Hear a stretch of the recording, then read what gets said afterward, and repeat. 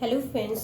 तो आज हम रेजिडेंशियल स्टेटस का रिवीजन करेंगे और फिर उसके बाद इसके भी क्वेश्चंस करेंगे जैसे कि फर्स्ट चैप्टर के हमने किए थे।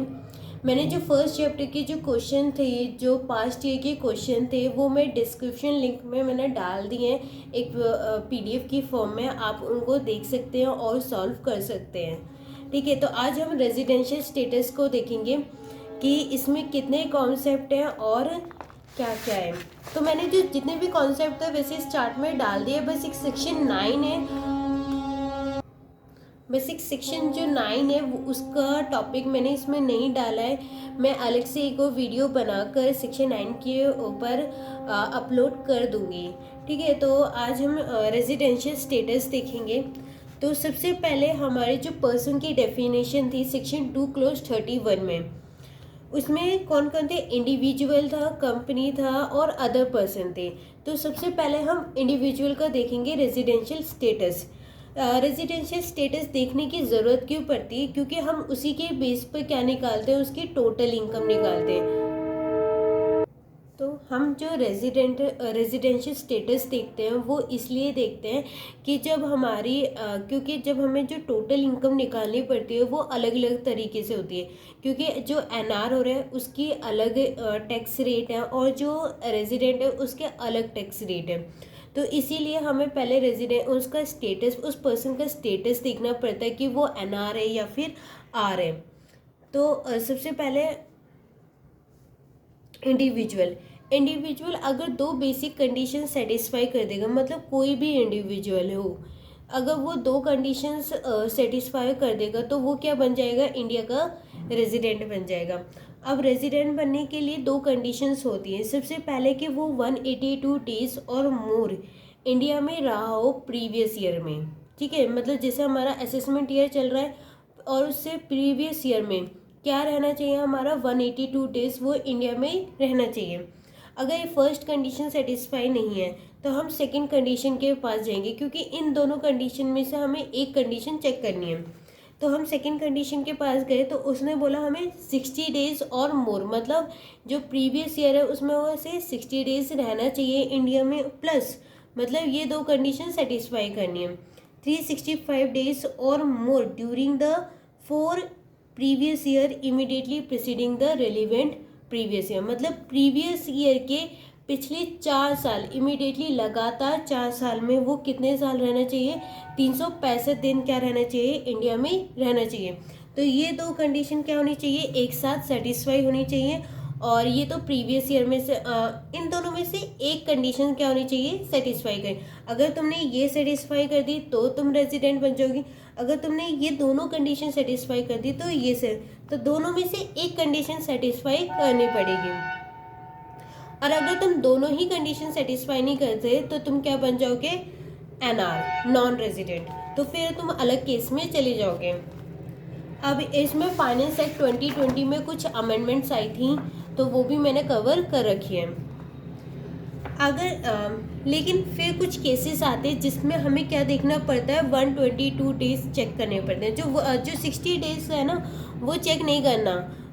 इन 3 केस में हम क्या चेक करेंगे? 182 डेज ही चेक करेंगे कि अगर वो 182 डेज इंडिया में रहा है तो हम उसे रेजिडेंट मानेंगे, और अगर 182 डेज नहीं रहा है तो फिर वो क्या बन जाएगा? एनआर। फिर हम सेकेंड कंडीशन पे जाएंगे ही नहीं, क्योंकि ये गवर्नमेंट ने बना रखे हैं कि अगर तुम इन कैटेगरी में आए हो तो तुम्हारी जो लिमिट्स होंगी वो 182 डेज चेक करेंगे। फर्स्ट केस क्या है हमारा? इंडिविजुअल है, एक पर्सन है जो क्या है? इंडिविजुअल है। ठीक है, इंडियन सिटीजन है। क्या है? इंडियन सिटीजन है। लेफ्ट इंडिया, मतलब इंडिया छोड़ कर जा रहा है for the purpose of employment, employment के पर्पस के लिए। अब एम्प्लॉयमेंट के पर्पस के लिए मतलब कि वो जो अपना काम है, जो एम्प्लॉयमेंट जो करना चाहता है वो बाहर ही करना चाह रहा है। ये नहीं कि जॉब की, जैसे वो इंडिया में जॉब कर रहा है और जॉब की वजह से वो उसे बाहर जाना पड़ रहा है तो उसको नहीं करेंगे हम। For the purpose of employment मतलब तो वो एम्प्लॉयमेंट के लिए ही बाहर जा रहा है। ठीक है, ये 4 कंडीशन सेटिस्फाई होनी चाहिए। कौन कौन सी? इंडिविजुअल हो, इंडियन सिटीजन हो, लेफ्ट इंडिया और for the purpose of employment. अब इंडिया की जो डेफिनेशन है वो एक तो बेस लाइन हो जाएगी और 12 नॉटिकल माइल्स हो जाएंगी, और आगे 200 वाली। तो जो 200 वाली है वो तो नेचुरल गैस पर्पस के लिए, और जो 12 नॉटिकल माइल्स है वो हर पर्पस के लिए होती है। तो उतना हम क्या मानेंगे, उसको इंडिया मानेंगे। सेकेंड केस आता है इंडिविजुअल है, तो हम इसमें लिमिट क्या चेक करेंगे, अगर वो इंडिया में आ रहा है तो उसकी जो लिमिट होगी प्रीवियस ईयर की वो 182 डेज की चेक करेंगे। जो मतलब हमें निकालना है रेजिडेंशियल स्टेटस, वो 182 डेज कब का होना चाहिए, प्रीवियस ईयर का होना चाहिए। फिर सेकंड कैटेगरी आती है individual, Indian citizen left India as a member of crew ship. अगर वो मेंबर है किसका, क्रू शिप का, मतलब इंडियन शिप का वो क्या है, एज ए मेंबर है, और क्या कर रहा है, इंडिया छोड़कर जा रहा है, इंडियन सिटीजन है, इंडिविजुअल है, तो उसके केस में भी हम 182 डेज देखेंगे। क्योंकि ये क्या होता है कि जब ये बाहर जाते हैं तो हम ये क्या लेकर आते हैं, फॉरेन रिजर्व लेकर आते हैं, और अगर ये फॉरेन रिजर्व लेकर आएंगे तो इंडिया की जीडीपी बढ़ेगी, तो जिससे क्या होगा, गवर्नमेंट को बेनिफिट होगा। इसलिए गवर्नमेंट ने इनको 182 डेज दिए ताकि ये क्या बन जाए, एनआर बने तो इनकी जो कुछ इनकम्स होती है वो उन पर टैक्स नहीं लगता है। फिर थर्ड कैटेगरी आती है इंडिविजुअल, इंडियन सिटीजन है, पर्सन ऑफ ओरिजिन है, visit in India for any purpose. अब इसमें एक चीज़ थी, जो क्रू मेंबरशिप में है, जो एक तो हमारी इंडिया की डेफिनेशन में बेस लाइन होती है, और दूसरा क्या आता है 12 नॉटिकल माइल्स। तो जो इसके लिए सिर्फ इसी क्रू मेंबरशिप के लिए जो हमें इंडिया माना गया है वो सिर्फ बेस लाइन ही माना गया है, और कुछ नहीं माना गया। ये जो पानी का होता है इसको इंडिया नहीं माना गया है, ये इंडिया के आउटसाइड है। मतलब अगर ये यहाँ से अपनी शिप लेकर गया है यहाँ तक तो इसे आउटसाइड इंडिया ही मानेंगे, इंडिया के अंदर नहीं मानेंगे। ठीक है। थर्ड कैटेगरी जो होती है इंडिविजुअल है, इंडियन सिटीजन है और पर्सन ऑफ ओरिजिन है, विजिट इन इंडिया, मतलब कोई बाहर का इंडियन ओरिजिन है, पर्सन ऑफ ओरिजिन है या इंडियन सिटीजन है, वो बाहर रहता है, अब वो इंडिया में आ रहा है किसी भी पर्पज़ के लिए, visit in India for the purpose, तो उसमें हम क्या लगाएंगे 182 डेज चेक करेंगे। ठीक है, ये मोस्ट इम्पॉर्टेंट है क्योंकि इसमें क्वेश्चंस हर बार बनते हैं। आप इनकी जो लिमिट्स हैं, मतलब जो ये 4 तरह के कैटेगरी, 3 कैटेगरी है, इनको ज़रूर याद करें। अब एक केस जो फाइनेंस एक्ट 2020 से आया था, in one case we check only 120 days, जिसमें हम चेक करेंगे सिर्फ 120 डेज, ना तो 182 डेज चेक करेंगे, ना ही 160 डेज चेक करेंगे, सिर्फ चेक क्या करेंगे 120 डेज चेक करेंगे और मोर। अब इसमें क्या हो रहा है, जो हमारा जो 60 डेज था, जो गवर्नमेंट, ये फाइनेंस एक्ट 20 से आया है, गवर्नमेंट ने बोला था जो 60 डेज है उसको हम क्या कर रहे हैं 120 डाल रहे हैं, मतलब उसको सब्सटीट्यूट कर रहे हैं 120 डेज से। तो सिर्फ 60 डेज को ही सब्सटीट्यूट किया था 120 डेज से, जो उसके साथ जो 4 साल का 365 डेज वाला, ये वाला 365 डेज, इसको सब्सटीट्यूट नहीं किया है, सिर्फ 60 डेज को ही सब्सटीट्यूट किया था 120 डेज में। तो 120 डेज में इसी को ही सब्सटीट्यूट किया है, तो हमारी जो कंडीशन थी वो ये दोनों सेटिस्फाई होनी चाहिए, मतलब 120 डेज भी और 4 साल में 365 दिन भी। ये कंडीशन, ये कैटेगरी अलग है और ये 3 कैटेगरी अलग है, जिसमें हमें सिर्फ 182 डेज चेक करनी है, और ये वाली जो केस है इसमें सिर्फ हमें 120 डेज चेक करना है। अब थर्ड आता है, फिर इसमें क्या क्या हमें सेटिस्फाई करना पड़ेगा, इंडिविजुअल है, इंडियन सिटीजन है या पर्सन ऑफ इंडियन है, विजिट इन इंडिया कर रहा है फॉर एनी पर्पस, और जो इसकी जो टोटल इनकम होगी वो मोर देन 15 लाख होगी। अगर उसकी टोटल इनकम 15 लाख से ज़्यादा है, सिर्फ इंडियन इनकम को, फॉरेन सोर्स को छोड़कर, मतलब जो फॉरेन इनकम आ रही है उसको छोड़कर, अगर उसकी इनकम 15 लाख तक है तो हम क्या लगाएंगे उसके, अगर वो तो उसे हम क्या मान लेंगे, सॉरी, इंडियन 15 लाख तक है तो हम उसे, और इसने ये सेटिस्फाई कर दिया 120 डेज तक, तो हम उसे क्या मानेंगे, इंडिया का रेजिडेंट मानेंगे और उस पर टैक्स चार्ज करेंगे। ठीक है। नेक्स्ट आता है डीम्ड रेजिडेंट। जो डीम्ड रेजिडेंट है, एक तरह का ये जो अगर तुम लिमिट सेटिस्फाई करोगे तब तुम रेजिडेंट बनोगे। एक केस आ रहा है कि हम अगर लिमिट भी नहीं है तुम्हारी, तुम इंडिया में एक भी दिन नहीं रहे हो, तब भी तुम्हें क्या मान लिया जाएगा, रेजिडेंट मान लिया जाएगा। इसमें क्या केस था, इंडिविजुअल है, इंडियन सिटीजन है और तुम्हारी टोटल इनकम 15 लाख से ज़्यादा है, सिर्फ फॉरेन सोर्स को छोड़ के, जो और साथ में क्या है, उसने कहीं भी टैक्स पे करने के वो लायबल नहीं है, ठीक है, किसी भी कंट्री में, तो उसे हम इंडिया का डीम्ड रेजिडेंट ऑफ इंडिया मान लेंगे। चाहे तुम इंडिया में एक भी दिन नहीं रहे हो, फिर भी तुम्हें क्या मान लिया जाएगा, इंडिया का रेजिडेंट, और तुम्हें टैक्स पे करना पड़ेगा, ठीक है। आफ्टर रेजिडेंट, अब हमने देख लिया कि हम अगर रेजिडेंट बन गए हैं या फिर एनआर बन गए हैं, तो उसके बाद हम चेक करते हैं कि गवर्नमेंट ने जो रेजिडेंट की क्या बना रखी है, 2 कैटेगरी बना रखी है। अब गवर्नमेंट ने जो 2 कैटेगरी बना रखी है वो किस लिए बना रखी है कि और कौन कौन सी बना रखी है। जो 2 कैटेगरी बना रखी है, फर्स्ट कैटेगरी है ROR, resident ordinary resident but ordinary resident, resident but not ordinary resident. इसमें क्योंकि हमारी ये 2 कैटेगरी इसलिए बना रखी है, जो टोटल इनकम है वो क्या होती है, अलग अलग टैक्सेबल होती है, मतलब कि नहीं, अलग अलग टैक्सेबल नहीं, सॉरी, जो इनकम का जो पार्ट होती है, कुछ इनकम RNOR में एग्जम्प्ट होती है, मतलब लगती नहीं है, और ROR में तो वो ग्लोबली इनकम टैक्सेबल हो जाती है। अगर तुमने 2 कंडीशन सेटिस्फाई कर दिया तो तुम क्या बन जाओगे, ROR, और दोनों का अगर कुल दोनों में दो कंडीशन है, अगर दोनों ही सेटिस्फाई नहीं की तो तुम क्या बन जाओगे, RNOR। फर्स्ट कंडीशन है resident in 2 out of 10 immediately preceding the previous year, मतलब प्रीवियस ईयर, एक तो हमारा जो प्रीवियस ईयर है 20 से 21, इस प्रीवियस को ईयर को छोड़ के इससे पिछले 10 साल, इससे पिछले 10 ईयर में क्या होने चाहिए, तुम 2 बार रेजिडेंट बनने चाहिए, ठीक है। फर्स्ट कंडीशन तो ये। सेकंड कंडीशन क्या है हमारी कि 730 मतलब 7 साल में, इस साल को छोड़ के, दोबारा इस साल को छोड़ के पिछले 7 सालों में, कितने, 7 सालों में तुम्हारा कितना डेज होना चाहिए, 730 दिन तुम इंडिया में रहने चाहिए। तो तब तुम्हारी क्या हो जाएगी, हमारा 2 एडिशनल कंडीशन क्या हो जाएगी, सेटिस्फाई हो जाएगी। जब ये दोनों एडिशनल कंडीशन सेटिस्फाई हो जाएगी तब तुम क्या बनोगे, ROR।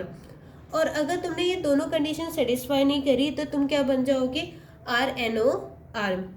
अब इसमें गवर्नमेंट ने एक फ्लेक्सिबिलिटी दी थी, जो हमारे एक तो डीम्ड रेजिडेंट वाला, और जो हमने एक करा था ना 120 डेज वाला, 120 डेज वाला, जो 120 डेज वाला केस था कि उसकी 15 लाख तक इनकम, 15 लाख तक होनी चाहिए और उसे 120 डेज तक करेंगे, तो इसे हम हमेशा क्या मानेंगे, इन्हें ROR मानेंगे, सॉरी RNOR मानेंगे। और एक डीम्ड रेजिडेंट है उसको भी हमेशा क्या मानेंगे हम, RNOR, ठीक है। ये गवर्नमेंट ने इनको फ्लेक्सिबिलिटी दे दी है एक। अब ये तो था इंडिविजुअल का केस। अब सेकंड पर्सन आता है हमारा कंपनी। कंपनी का क्या है, हमारे इंडिया में दो तरह की कंपनी होती है, एक तो इंडियन कंपनी और दूसरी होती है फॉरेन कंपनी। अगर इंडियन कंपनी है तो उसे हम हमेशा रेजिडेंट मानेंगे, ऑलवेज रेजिडेंट। लेकिन अगर फॉरेन कंपनी है तो हम उसमें देखते हैं उनकी टर्नओवर। अगर टर्नओवर 50 करोड़ से ज़्यादा है, मतलब 50 करोड़ तक है, तो उसे हमें हमेशा रेजिडेंट, नॉन रेजिडेंट मानेंगे, मतलब NR मानेंगे। और अगर उसकी टर्नओवर 50 करोड़ से ज़्यादा है तो उसमें हम 2 चीज़ें देखते हैं, उसकी पोयम। अगर उसकी पोयम इंडिया में है तो क्या मानेंगे, रेजिडेंट। और अगर पोयम आउटसाइड इंडिया तो हम उसे क्या मानेंगे, NR। अब ये गवर्नमेंट ने जो पोएम का कॉन्सेप्ट निकाला था न्यू गाइडलाइन से, तो पोएम का कॉन्सेप्ट क्या है, हम क्या मानेंगे, तुम्हारी जो पोएम है वो आउटसाइड इंडिया कब मानेंगे, जब तुम ये 2 कंडीशन क्या कर दोगे, सेटिस्फाई कर दोगे। अगर तुम ये 2 कंडीशन सेटिस्फाई कर दोगे तो तुम्हारी जो पोएम है हम कहाँ मानेंगे, आउटसाइड इंडिया मानेंगे। आउटसाइड, अगर तुम्हारी पोयम आउटसाइड इंडिया निकल गई तो तुम क्या बन जाओगे, एनआर। तो इसलिए गवर्नमेंट ने गाइडलाइंस निकाली, तो हम चेक करते हैं। तो फर्स्ट क्या थी उसकी कंडीशन कि एक्टिव बिजनेस, जो तुम्हारा जो एक्टिव बिजनेस है वो आउटसाइड इंडिया में होना चाहिए। एक्टिव बिजनेस आउटसाइड इंडिया होना चाहिए। सेकंड कंडीशन थी, ये दोनों कंडीशन सेटिस्फाई करनी है, एक नहीं दोनों। और साथ में जो तुम्हारी बोर्ड मीटिंग हो रही है वो क्या होनी चाहिए, 50% सी उससे ज़्यादा आउटसाइड इंडिया में होनी, मतलब इंडिया में नहीं होनी चाहिए 50%, मतलब 50% से ज़्यादा ही तुम्हारी बोर्ड मीटिंग क्या हो रही है, आउटसाइड इंडिया में हो रही है, तब हम तुम्हारी जो पोएम है वो आउटसाइड इंडिया मानेंगे। अब इसमें जो एक्टिव बिजनेस है उसको क्या बोला गया है, एक्टिव बिजनेस जो तुम्हारा है वो आउटसाइड इंडिया मानेंगे अगर तुम ये following 4 condition satisfy back to back क्या करते रहे, सेटिस्फाई करते रहे। तो सबसे पहले तुम्हारी जो पैसिव इनकम है वो 50% और लेस, मतलब टोटल इनकम के 50% से कम तुम्हारी क्या होनी चाहिए, पैसिव इनकम होनी चाहिए। 50% से कम, लेस, जो टोटल इनकम आएगी उसका 50% से भी कम क्या होना चाहिए, तुम्हारी पैसिव इनकम होनी चाहिए। और जो टोटल एसेट्स है, मतलब तुम्हारी जो टोटल एसेट्स है उसका 50% से भी कम क्या होना चाहिए, इंडिया में उसका एसेट होना चाहिए। मतलब जैसे मान लो तुम्हारी जो एसेट्स है वो 100 करोड़ है, ठीक है, 100 करोड़, और इसका 50% कितना लिखेगा, 50 लाख। सॉरी वो थोड़ा मिस्टेक हो गया था। तो हमारी जो मान लो तुम्हारा टोटल एसेट्स जो है वो 100 करोड़ की है, और उसमें से जो 50% मतलब इसका 50% निकालोगे तो कितना आ गया, 50 करोड़। तो जो 50 करोड़ और उससे कम, इससे 50 करोड़ से भी कम तुम्हारी जो एसेट्स है वो इंडिया में होनी चाहिए, मतलब 50 करोड़ से कम इंडिया में होनी चाहिए, ज़्यादा नहीं, 50 करोड़ से कम। और फिर थर्ड कंडीशन है कि हमारी जो टोटल एम्प्लॉय, मतलब तुम्हारे जो स्टाफ में जितने भी एम्प्लॉय है, तुम्हारी कंपनी में भी जितने भी एम्प्लॉय हैं वो इंडिया में जो एम्प्लॉय होने चाहिए वो 50% से कम होने चाहिए टोटल एम्प्लॉय के। फोर्थ कंडीशन है कि जो टोटल जो एम्प्लॉय पे खर्चा हो रहा है, एक्सपेंडिचर हो रहा है, वो क्या होना चाहिए, टोटल एम्प्लॉय के 50% से कम होना चाहिए जो एम्प्लॉय इंडिया में है, ठीक है। ये 4 कंडीशन हमें क्या करनी करेगी, सेटिस्फाई करनी पड़ेगी, तभी तुम्हारा क्या जो होगा, एक्टिव बिजनेस इंडिया से बाहर होगा। अब थर्ड क्यों ना आता है, अदर पर्सन। अदर पर्सन में अगर तुम्हारा, ये तो इजी है, होली और पार्टली कंट्रोल एंड मैनेजमेंट अगर इंडिया में है तो उसे हम रेजिडेंट मानेंगे, और Holi control and management outside India है, मैंने अगर आउटसाइड इंडिया तो हम उसे नॉन रेजिडेंट माने। आफ्टर रेजिडेंट हम जो ये सिर्फ जो ROR और NOR का केस है ये सिर्फ हम HOF में के सेट देखते हैं। अगर ROR और NOR जो डिपेंड करता है वो किस पे डिपेंड करता है, कर्ता पे डिपेंड करता है, ठीक है। अगर ROR जो करता है उसने एडिशनल कंडीशन सेटिस्फाई कर दी तो हम उसे ROR या RON बन जाएगा, मतलब जो HOF होगा तो उसका तो हम रेजिडेंट्स देखेंगे कि वो R है या NR है, लेकिन जो ROR और RNOR है वो हम कर्ता पर देखेंगे। फिर आता है स्कोप ऑफ टोटल इनकम, ये किसमें, सेक्शन 5 में है, स्कोप ऑफ टोटल इनकम। तो जो ROR और RNOR और NR इन पे जो इनकम लगेगी वो कौन कौन सी टैक्सेस लगेगी। जो इनकम अराइज इन इंडिया ये तो सब पर ऐड होगी, सारी इनकम मतलब इन्हें ऐड होगी। अगर तुमने इनकम अराइज करी है इंडिया में तो ये टैक्सेबल तुम्हारी टोटल इनकम में का पार्ट बनेगी। और अगर तुमने इनकम रिसीव इन इंडिया, अगर कोई भी इनकम तुमने रिसीव करी है इंडिया में तो भी वो तुम्हारे टोटल इनकम का पार्ट बनेगी। थर्ड आता है इनकम अराइज आउटसाइड इंडिया, अगर तुमने इनकम अराइज करी है आउटसाइड इंडिया तो ROR में तो ग्लोबली इनकम टैक्सेबल है, तो वो कहीं से भी कमाए उसकी तो इनकम हर बार टैक्सेबल हो जाएगी, मतलब जब जब वो रेजिडेंट बनेगा ROR। और अगर RNOR है तो उसका हमें देखना पड़ेगा कि अगर वो इनकम अराइज कर रहा है आउटसाइड इंडिया, तो हमें चेक करना पड़ेगा कि जो बिजनेस और जो प्रोफेशनल वहाँ पे जो सेटअप है आउटसाइड, उसका जो कंट्रोल है वो इंडिया में है या उसका सेटअप भी इंडिया में है। ठीक है। और NR पे तो लगेगा नहीं है। अगर कोई बाहर का पर्सन बाहर ही कमा रहा है तो इंडिया में टैक्सेबल क्यों लगेगा। तो हमारे जो रेजिडेंशियल स्टेटस है वो कंप्लीट हो गया है रिविजन्स। तो मिलते हैं नेक्स्ट वीडियो में। Bye bye.